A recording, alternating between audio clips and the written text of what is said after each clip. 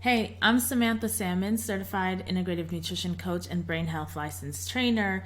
And today I would like to talk to you about how I start my day for optimal brain health.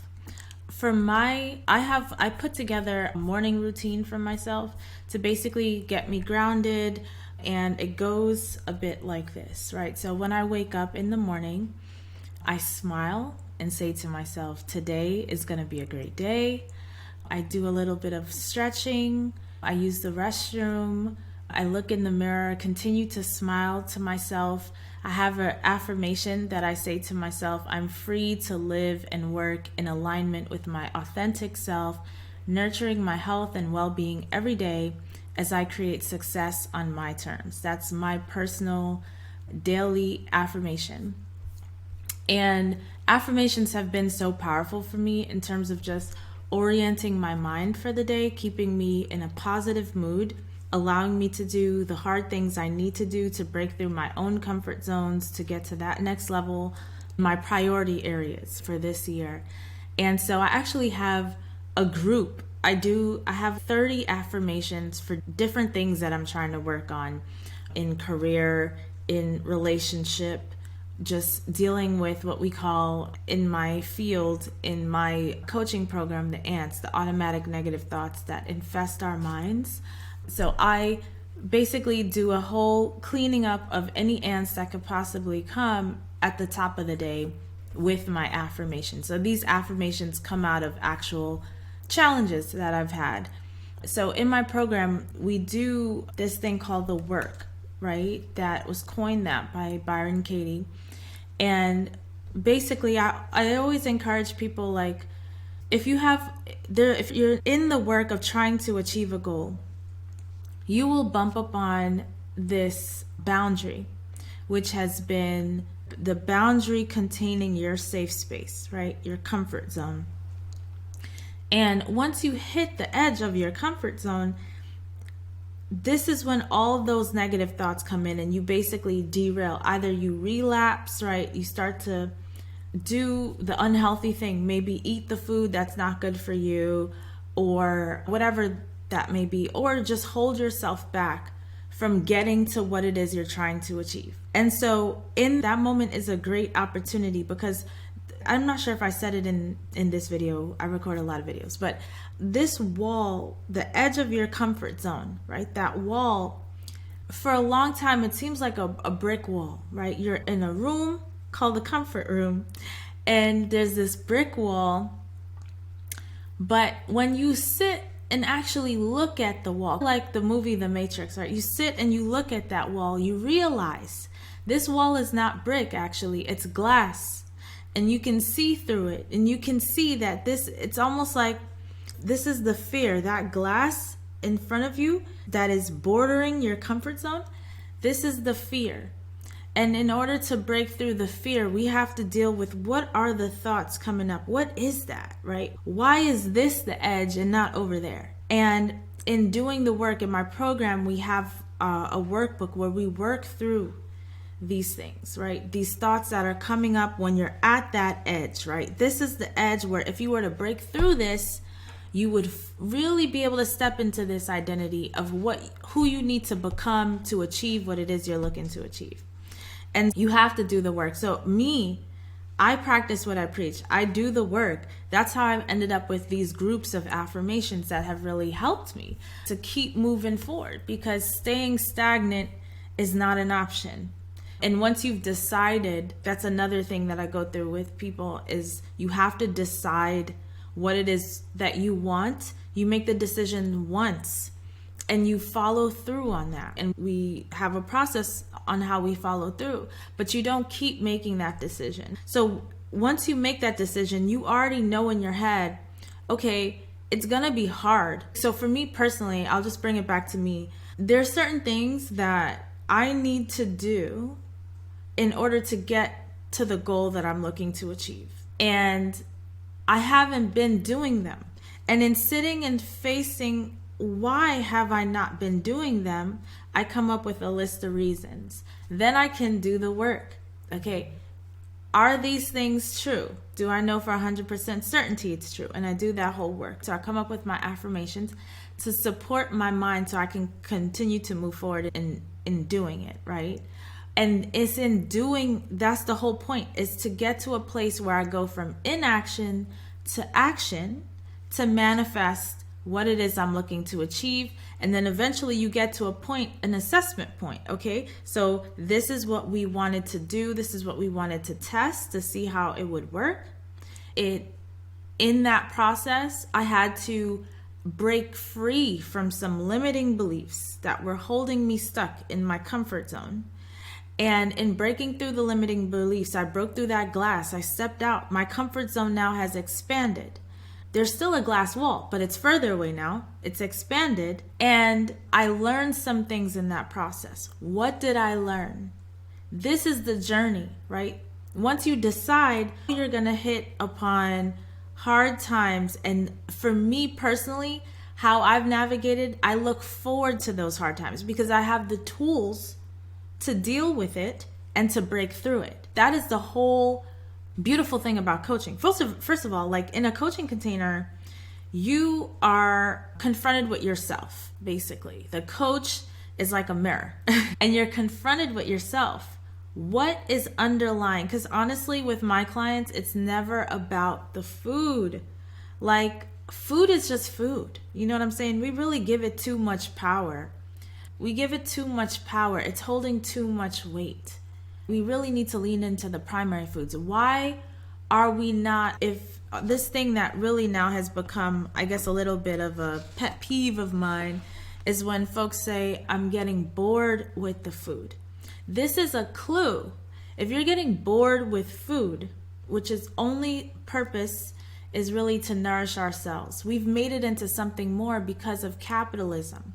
Food is a whole industry in this country. And so there's a lot of hyper palatability going on in food to induce addiction. So we keep coming back, we keep spending more. And it's fine if you're spending money on things that are feeding you and feeding your health and your longevity and your quality of life. But if you are feeding into death and destruction for your body, to me, that ends up putting you in the position of a victim, basically. You're a slave to this addiction and a victim to the system.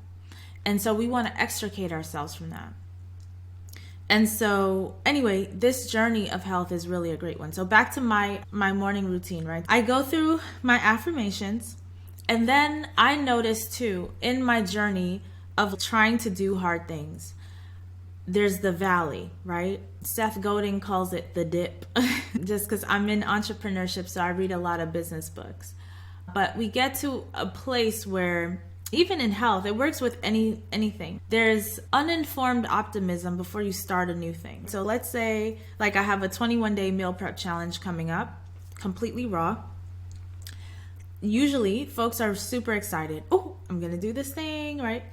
And that's uninformed optimism. Then they actually get into the thick of it, actually just eating raw, which they've never done before.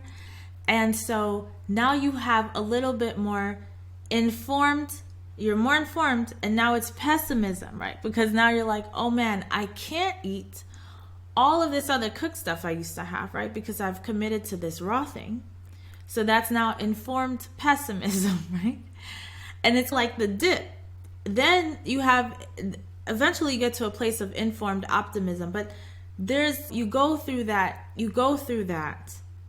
dip with any kind of change or journey that you're going on. And so for me, I notice when I get into this informed pessimism now, right, my mind is like in a low place. So I have to be really intentional about keeping my mind optimistic, hopeful, seeing a path forward. And I do that every morning by doing some strategic thing to keep my brain on the up and up in terms of happiness and joy. So every day it's something different.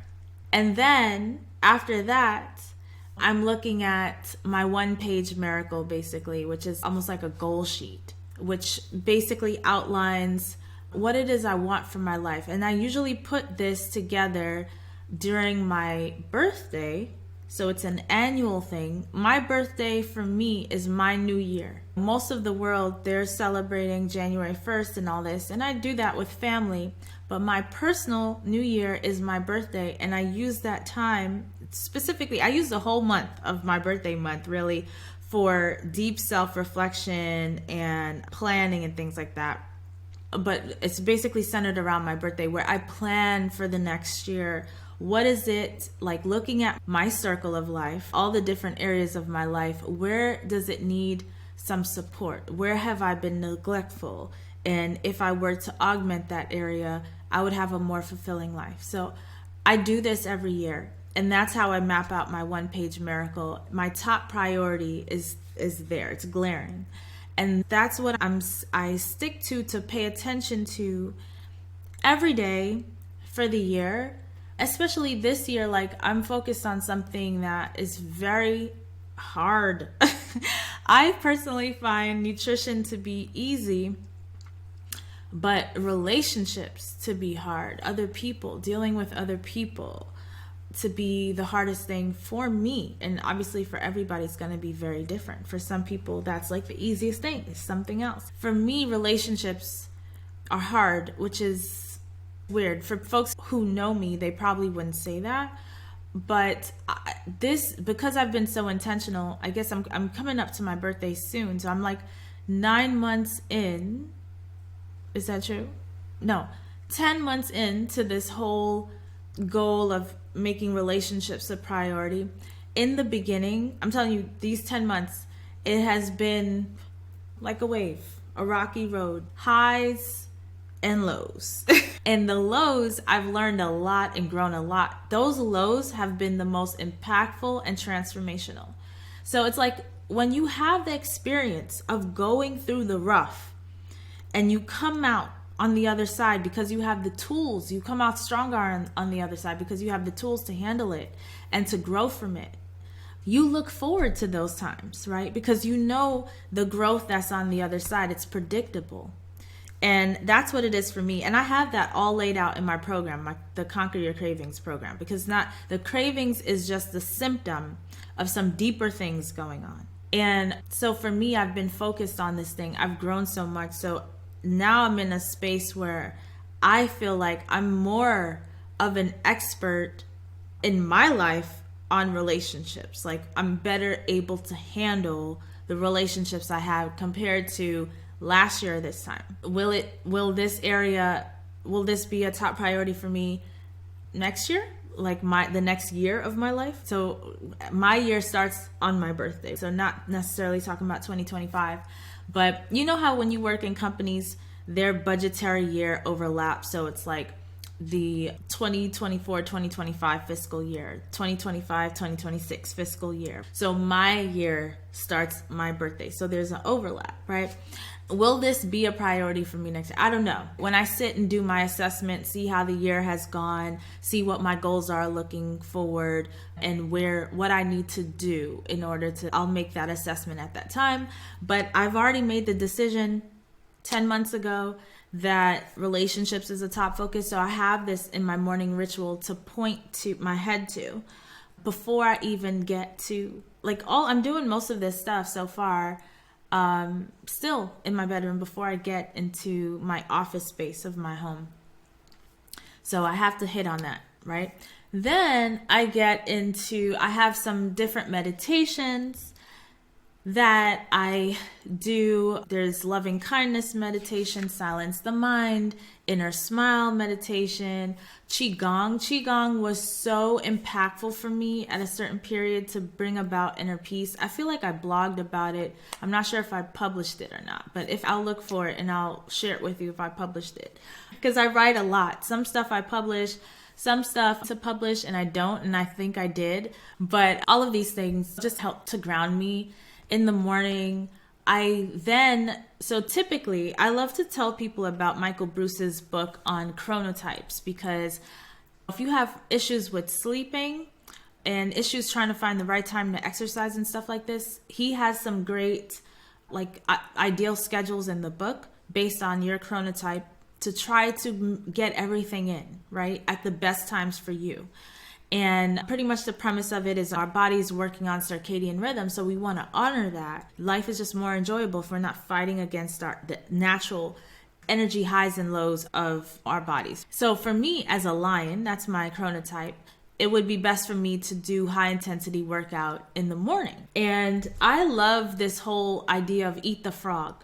So for me, working out, at one point when I was trying to get into my strength training, I did this where I started off the day and did my strength training, got it done. But now, since I know I'm going to do it anyway, I know I'm going to work out, right? Because it's just programmed in me. What I do in the morning now is I plan the time based on my schedule, because my schedule varies based off of when folks book coaching calls. If I have a block of time I need to study because I have to take an exam soon in a couple months and stuff like that. I have different meetings and things on my calendar. So I schedule in the morning this time when the workout's going to happen. And instead of me doing it in the morning, so I can use the top part of my morning when my brain is really sharp to basically eat the frog, do the hard thing, whatever the hard thing is that I have to do.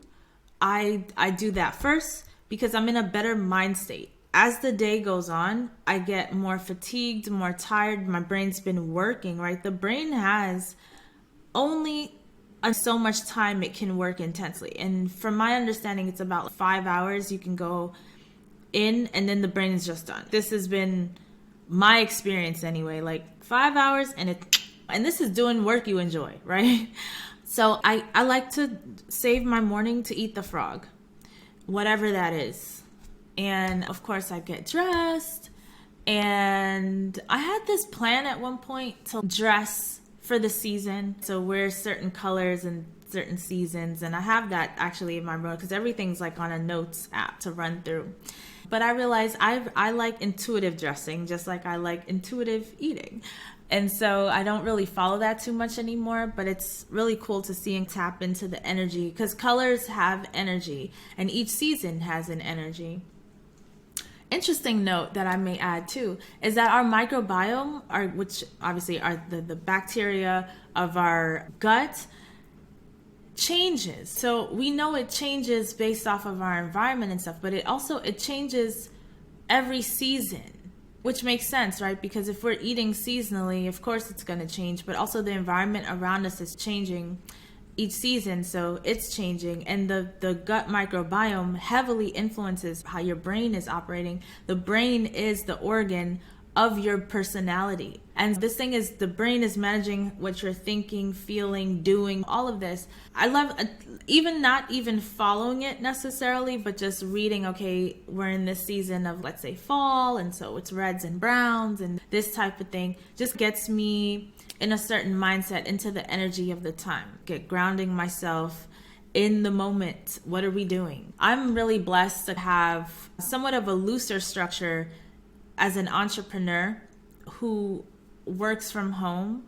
I can dictate my schedule, like what I'm doing when and how I schedule things, versus before when I worked for companies and I had to be in the office at a certain time and I had to stay there for a certain time. So I do have a lot of freedom in the onboarding of my day. So for those of you who are trying to figure out how can I even incorporate some of these things as a morning routine, it would be very unique to you. So this is just what's worked for me, and I'm sharing some of the logic behind it, so maybe some of that could be helpful to you. So eventually, I've gone through all this stuff. Now we're at breakfast time, and so I start my day typically with a really nice breakfast. Right now, I'm in a period of just doing raw foods, and so I start with water, and then I have an herbal tea, and then I will most likely have an apple or two, and then a smoothie. And that's how I've been starting my day as of late for breakfast. And then 8 to 12, that's my peak productivity time. So this is when I'm basically doing my higher focus activities. I'm eating the frog, the things that really need my brain on all cylinders. I'm doing it then.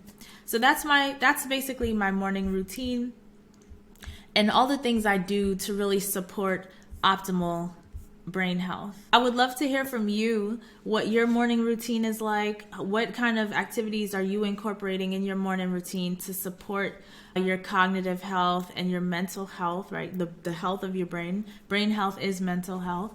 And also, check out rawfoodmealplanner.com. We have tons of stuff there for free raw meal plans, free high raw meal plans. And I have some free goodies on the homepage, and so you can download some helpful resources, recipes, and stuff there. I hope to see you there, and I can't wait to see your comments below. Take care.